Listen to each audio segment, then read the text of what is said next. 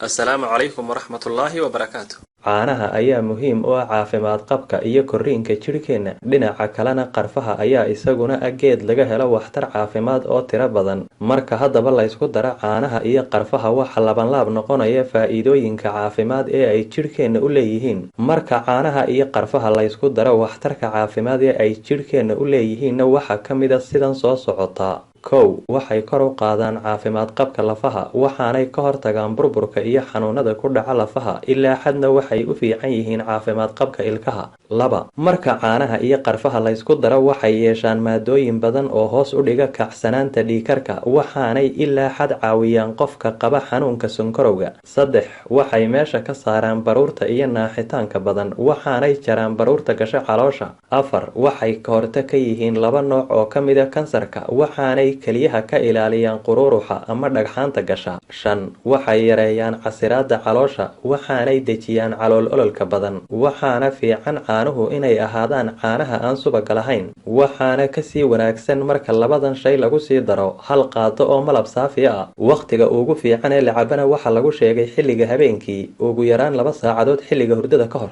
Isla dhinaca kalena, haddii aad og tahay waxtarka iyo faa'iidooyinka uu leeyahay geedka dhagayarahu, aan ku xasuusiya inaad koob caana ah ku darsato hal qaado barhkeed oo ah geedka dhagayaraha oo la daqiijiyey, kadibna aad cabto habeenkii xilliga hurdada ka hor. Isla markaana aan ku sheego 17 faa'iido oo ay jidhka u leeyihiin caanaha iyo dhagayaraha la isku daro ee waqtigaa la isticmaalo, waxaanay kala yihiin. Kow, waxay yeeshaan xaddi badan oo ah vitamin D, iyagoo ilaa xadna kor u qaada caafimaad qabka lafaha kana hortaga burburka ku yimaada lafaha. Laba, waxay si cajiiba kor ugu qaadaan caafimaad qabka beerka, kaliyaha iyo guud ahaanba urku jirta. Saddex, waxay yareeyaan xanuunada laga dareemi kara kala goysyada jidhka, waxaanay hoos u dhigaan oo khafiifiyaan xanuunka rheumatismka. Afar, waxay dawo cajiiba u yihiin qanjo xanuunka iyo qufaca soo noqnoqda. Shan, waxay wanaajiyaan shaqada dheefshiidka, waxaanay meesha ka saaraan calool istaagga. Lix, waxay caloosha dawo uga yihiin dibirada badan iyo gaastariga. Toddoba, waxay dawo iyo ka hortagba u yihiin xanuunka bawasiirta. Sideed, waxay beerka ka hortag uga yihiin inuu yeesho subaga kolestaroolka. Sagaal, waxay qofka ka ilaaliyaan dhiig yaraanta, waxaanay jidhka siiyaan faytamiino badan oo muhiim u ah jidhka. 10, waxay wanaajiyaan shaqada maskaxda, waxaanay kor u qaadaan xasuusta qofka. 11, waxay kor u qaadaan caafimaad qabka ciridka iyo ilkaha. 12, waxay jidhka siiyaan firfircooni badan, waxaanay hoos u dhigaan daalka iyo tacabka badan. 13,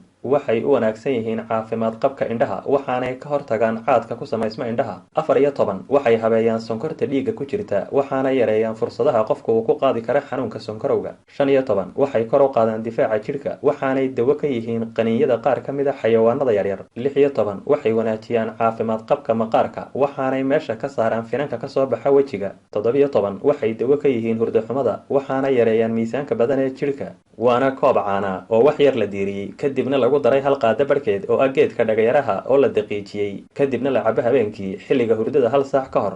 Mahadsanidin.